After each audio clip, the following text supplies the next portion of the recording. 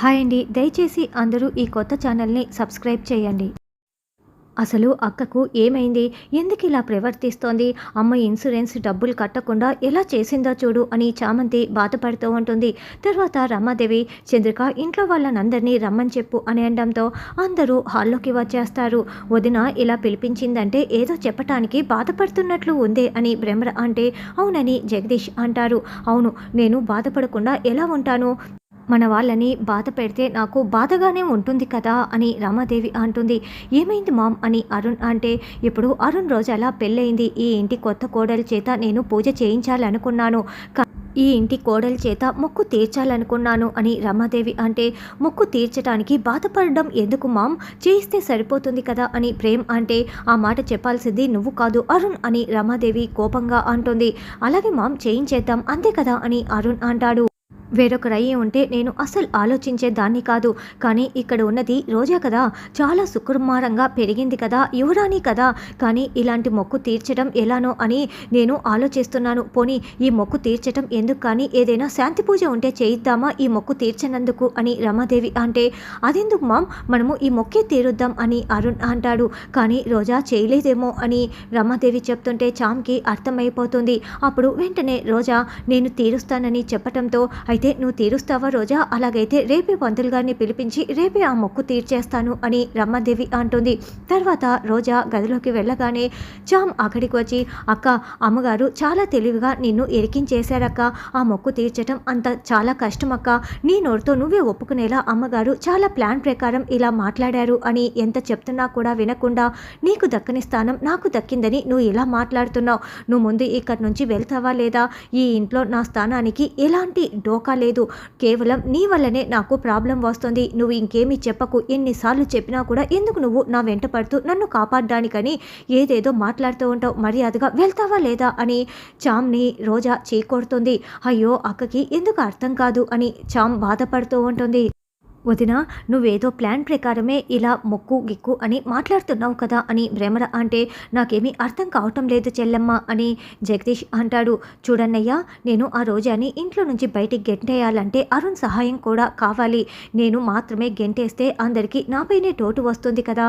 అందుకే ఇలా భక్తిని అడ్డు పెట్టుకొని రేపు నేను ఏం చేస్తానో చూడండి అని రమాదేవి చెప్తుంది. తెల్లవారగానే చామంతి రెడీ అయిపోయి ఉంటుంది. అప్పుడే చామ్, కాఫీ తాగుతావా అని చిట్టి చాలా ప్రేమగా పలకరిస్తూ ఉంటే ఇప్పుడు గుడికి వెళ్లాల్సి ఉంటే నీ కాఫీలు కీఫీలు నాకు అవసరం లేదులే చిట్టి అని చామ్ అంటుంది. అప్పుడే అరుణ్ రోజా జంటగా ఒకరి చేయి ఒకరు పట్టుకొని మెట్లు దిగి వస్తూ ఉంటే చామ్ వాళ్ళని చూస్తూ ఉంటుంది. ఇక చిట్టి కూడా వాళ్ళిద్దరినీ అలా చూసి చామ్తో తాను జంటగా కలిసి నడిచి వెళ్తున్నట్లుగా కలగంటూ ఉంటాడు. అక్క, ఒకసారి నేను చెప్పేది వినక్క, అసలు ఈ మొక్కు అని మళ్ళీ చామంతి మాట్లాడబోతూ ఉంటే ఏయ్ పొద్దున్నే మళ్ళీ మొదలు పెట్టావా, పక్కకు వెళ్ళవే, పక్కకు వెళ్ళు అని రోజా తిడుతూ ఉంటుంది. రమాదేవితో సహా అప్పుడే అందరూ హాల్లోకి వచ్చేస్తారు. రోజా తయారైపోయావా అని రమాదేవి అంటుంది. మళ్ళీ ఎండ పడుతుంది, త్వరగా కానివ్వు అని రమాదేవి అంటే ఈవిడేంటి ఎండ పడుతుంది అది ఇది అని ఇలా మాట్లాడుతోంది అని రోజా అనుకుంటూ ఉంటే అమ్మ చెప్పులు వదిలేసేయండమ్మా అని పూజారి గారు అంటారు. గుడి దగ్గరికి వెళ్ళిన తర్వాత తీస్తాను లేండి పంతులు గారు అని రోజా అంటే లేదమ్మా, బెల్లం మోసేటప్పుడు నువ్వు చెప్పులు వేసుకోకూడదు, గుడి వరకు చెప్పులు లేకుండానే నడుచుకుంటూ రావాలి అని పూజారి గారు చెప్తారు. అదేంటి రోజా, నువ్వు చేయలేవా? సరే ఈ మొక్కు మధ్యలోనే ఆపేద్దామా? వద్దులే రోజా అని రమాదేవి అంటుంటే లేదు, రోజా చేస్తుంది అని అరుణ్ అంటాడు. చంద్రిక ఆ బెల్లం ప్లేటుని పట్టుకురా అని రమాదేవి చెప్తుంది. అప్పుడే ఇక ఆ బెల్లం ప్లేటుని చామ్ చంద్రిక ఇద్దరూ కలిపి రోజా తలపై పెట్టేస్తారు. ఏంటి, దీనిని మోసుకొని నేను గుడి వరకు వెళ్ళాలా, అది కూడా చెప్పులు లేకుండానా అని రోజా కంగారు పడుతూ టెన్షన్ పడుతూ మనసులో అనుకుంటూ ఉంటుంది. రోజా అమ్మగారు మొయ్యలేకపోతున్నారు. పోనీ పూజారి గారు నేను ఈ బెల్లాన్ని గుడి వరకు మోసుకొని వెళ్ళనా అని చామ్ అనడంతో రమాదేవి ఉరిమి చూస్తూ ఉంటుంది. లేదమ్మా, రమాదేవి గారు కోడలి చేతనే ఈ ఇంటి క్షేమం కోసం మొక్కుకున్నారు కాబట్టి రోజా గారే చేయాలి అని పూజారి గారు చెప్తారు. నువ్వు ఈ ఇంటి పని మనిషిలా ఉండు, ప్రతి దాంట్లో కూడా నేనున్నానంటూ మధ్యలో దూరుతుంటావు ఎందుకు, నోరు మూసుకుంటావా అని భ్రమర తీడుతుంది. ఆ అమ్మాయి మీ కష్టం చూడలేక నేనున్నాను చేస్తానంటూ ముందుకు వస్తుంది. ఆ అమ్మాయి మాటలకి సంతోషపడాలి కానీ అలా విసుక్కుంటావు ఎందుకు అని బామ్మ అంటుంది. ఇక రోజా దానిని మోస్తూ నడి రోడ్లో నడుచుకుంటూ వెళ్తూ ఉంటే రమాదేవి రమాదేవి ఇక లేనిపోని ప్రేమ చూపిస్తూ ఉంటుంది. అయ్యయ్యో నా కోడల్ని ఇలా చూడలేకపోతున్నాను అని మాట్లాడుతూ ఉంటుంది. ప్రేమ్ వెనకాల కారులో వస్తూ ఉంటాడు. అవును, ఎంతైనా యువరాణి కదా, ఇలా ఎండలో నడవలేకపోతున్నట్లు ఉంది అని భ్రమర వర్తాసు పాడుతూ ఉంటుంది. ఇలాంటి పూజలు పెట్టుకున్నప్పుడు కొంచెం పెంతలాడే రావచ్చు కదా అని హర్ష అంటే, రావచ్చు కానీ ఎంతైనా ఆడవాళ్ళం కదా, లేట్ అయ్యేసరికి లేట్ అయిపోతుంది కదా అన్నయ్య గారు అని భ్రమర అంటుంది. పోనీ రోజాకి గొడుగు పట్టు అరుణ్ అని రమాదేవి అంటే, అయ్యో అపచారం అమ్మా, పట్టకూడదమ్మా అని పూజారి గారు చెప్తారు. పూజ పేరు చెప్పి అక్కని వీళ్ళు ఇంతలా కష్టపెడుతున్నారు అని చామంతి బాధపడుతూ ఉంటుంది. రోజా నడుస్తూ ఉంటే దీక్ష తన కాల్ని రోజా కాళ్ళకి అడ్డు పెట్టడంతో రోజా కింద పడిపోతూ ఉంటే వెంటనే చామంతి రోజాని కింద పడకుండా పట్టుకుంటుంది.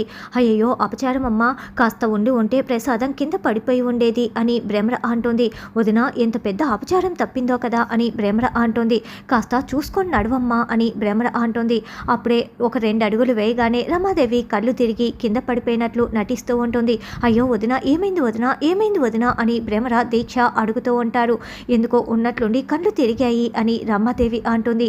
చూడండమ్మా, ఇదేదో పెద్ద అపశకునంలా కనిపిస్తూ ఉంది. ఈ రోజా చాలా జాగ్రత్తగా దీనిని మోసుకొని వెళ్ళాలి, లేకుంటే అత్తగారికి ఏదైనా ప్రమాదం జరగచ్చు అని పూజారి గారు చెప్తారు. చూడు రోజా, నువ్వు మోయలేకపోతున్నట్లున్నావు, ఉండు నేను మోసుకు వస్తానులే అని రమాదేవి అంటుంది.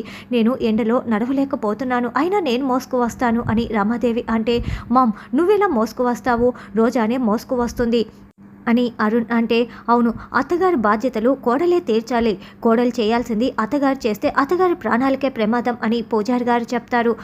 మనం కారులో వెళ్దాము, రోజా మోసుకు వస్తుందిలే, నేను రోజాకి తోడుగా ఉంటాను అని అరుణ్ అంటే, మగవాళ్ళు ఉండకూడదు ఆడవాళ్లే ఉండాలి అని జగదీష్ అంటారు. అయితే చంద్రిక చామంతి ఇద్దరూ కలిసి రోజాని గుడి వరకు తీసుకువస్తారులే, అది మోసుకు వస్తుంది రోజా అని రమాదేవి అంటుంది.